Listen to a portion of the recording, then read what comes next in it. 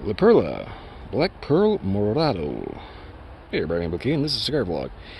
So, La Perla is one of those brands, one of those blands, one of those brands that kind of ends up getting a lot of traction just because of the fact that, well, they're good and they're everywhere. At least they're known for being good.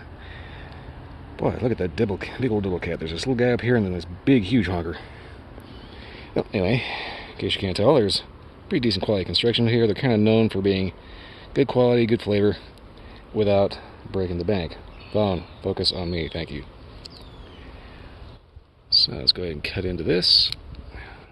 Careful. It's a nice thing about having that huge double cap on there. You can really get into this without having the risk of possibly completely mutilating the cigar.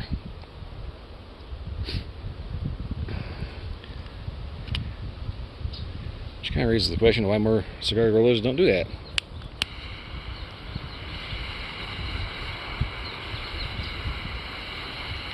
That's also one of the things that makes torpedoes that much more difficult to smoke. Torpedoes, perfectos, anything that comes to a nice little point like that, piedinitos, etc., etc.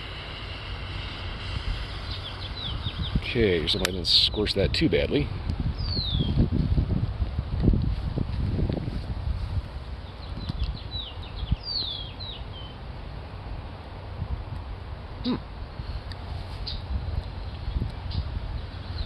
So right off the bat, no spice at all. Smooth, clean tobacco, a little creamy. Very good start so far. Alright. That seems to be going pretty well. Okay, so I'm going to go ahead and make sure this light's good, and then I'm going to end up smoking this down about the first inch and give an update from there. Okay, so pretty solid inch in.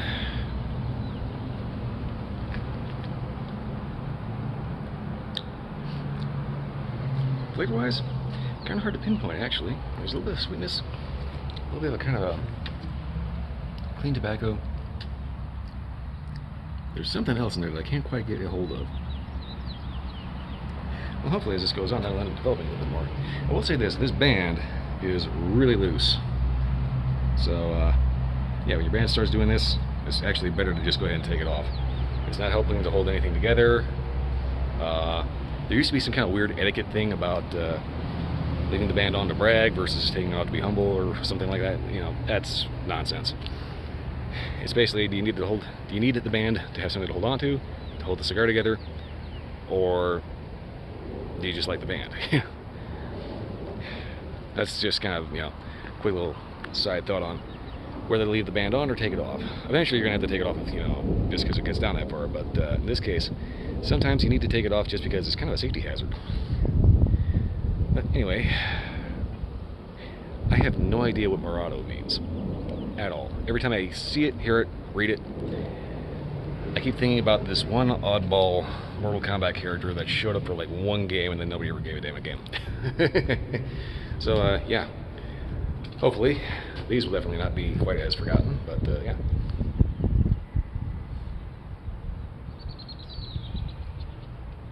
Yeah, there's kind of a slightly floral note to it. Red Hill kind of doubles down on the actual flavor you get in the mouth. Well, anyway, seeing as how it's kind of difficult to actually pick out exactly what's going on here, I'm going to go ahead and smoke this down to the halfway point and see if anything matures, boldens, or just happens to stand up and start playing solo.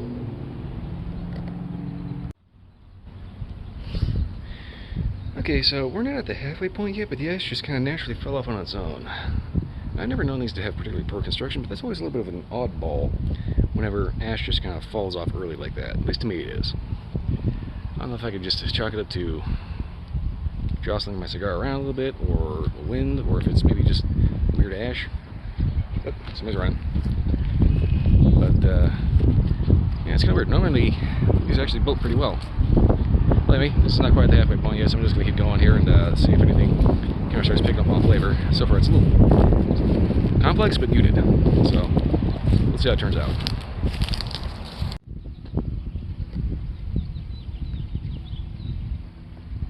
Okay, so, pretty decent halfway point. I noticed the flavors kind of started waking up and mixing a little bit better. The overall profile is kind of reminding me of a really good kind of a gingerbread cookie. I was going to say kind of a graham cracker, but the more I got into it and the more I started paying attention to the retrohale, It had that kind of sweet breadiness with a little slight ginger spicy plus sweet and a little nutmeg baking spice. It just reminded me a lot of, well, good gingerbread. I started thinking to myself, you know, when I say it has a gingerbread kind of thing, that doesn't mean, you know, you puff on it, it tastes like biting a piece of gingerbread. It's a cigar. It's going to taste like a cigar. But it's going to have those kind of sweet notes, bready notes, kind of nutmeggy notes. You know? It's kind of weird. There's some people out there that when I say that, you know, when any reviewer says that, oh, it has the kind of a, you know, sweet gingerbread profile, they'll take it as being literally, you know, like, you know, it tastes like dirt, you know? You know, when you describe an earthy flavor. You know? I say that a lot. Trying to wander around and breathe, talk, and keep a half a lung of air at all times, and it's not really working out for me. Anywho, you find people that you'll say something tastes earthy, and it's just like, well, how do you know it tastes earthy? Do you like dirt? No, but you know, you got that smell, that aroma of like fresh dirt after like a nice rain. You know, it's like when you drink coffee and you say, oh, this coffee tastes like turpentine. Well, do you make a habit of drinking turpentine? No, it's just got a very chemical smell. Although, to be fair, if your coffee does taste like turpentine, you're probably near me. Whoa! Anywho, so far this one's definitely striking as a good kind of after dinner coffee, sweeter whiskey cocktail cigar. When I say sweeter whiskey cocktail, I mean something like, you know, a good old-fashioned Manhattan, things like that. That'd be a duck. My kingdom for buckshot right now, and a license, and a, you know, season. Anyway, I'm gonna go ahead and smoke this down to the finger burning point and get a final update from there. Hopefully it'll end up retaining or intensifying that nice gingerbread flavor.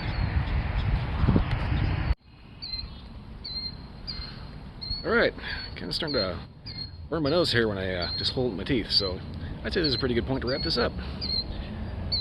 So far, flavors, like I said, have been pretty consistent, kind of intensify as it goes along. Reminds me very much of a good gingerbread. I definitely recommend a good coffee, possibly like maybe a holiday coffee or something to go with it, or any kind of whiskey cocktail. I don't know if you can hear that little Tweety bird, but I think that is a sandpiper, and that little bastard is lucky I do not have an air pistol on me. Otherwise, him and about 23 of his buddies would be dinner. You know, the old 4 and 20 blackbirds baked in a pie? Well, in this case, it'd be sandpipers. Irritating bird. Anyway,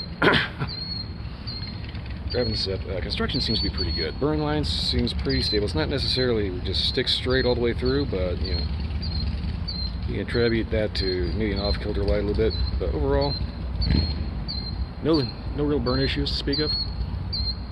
The ash kind of flakes a little bit. That might have to do with why the ash fell off so early when it did. Every so often you'll find ashes that kind of feather out like that. If you can see that at the top, they will end up just kind of, for whatever reason, having just that little weak spot that just pops off when you're not really expecting it to. Overall though, good flavor. Definitely worth the price. These, you typically get these for your typical like double digits. You get, prices will vary depending on what state you're in and what the laws are, what the taxes are, but by and large, you can get about a box of 20 of these for about 60 bucks off of Cigars International. Certain places will offer them different. That price is going to vary depending on where you are and just what kind of legalities apply to you. But this is easily a very affordable cigar, and definitely one of the higher quality, you know, kind of somewhat boutique-y brands. Yeah, I can definitely recommend this particular, the Perla, and most of the Perlas, just because they're well made, they taste good, you know, and they burn well. Well, anyway, that's about all I got for this.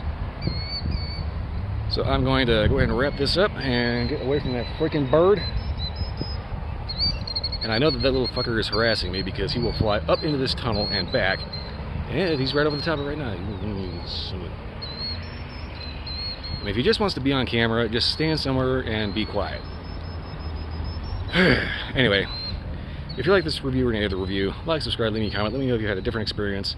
Check out my Twitch stream, Sundays and Wednesday nights, midnight to 2 a.m. Just recently picked up Grand Theft Auto 5, and I'm going to be rocking and rolling with that on Wednesdays. Just a little update on that. Anywho, that's all I got. I'll see you next time. Echo!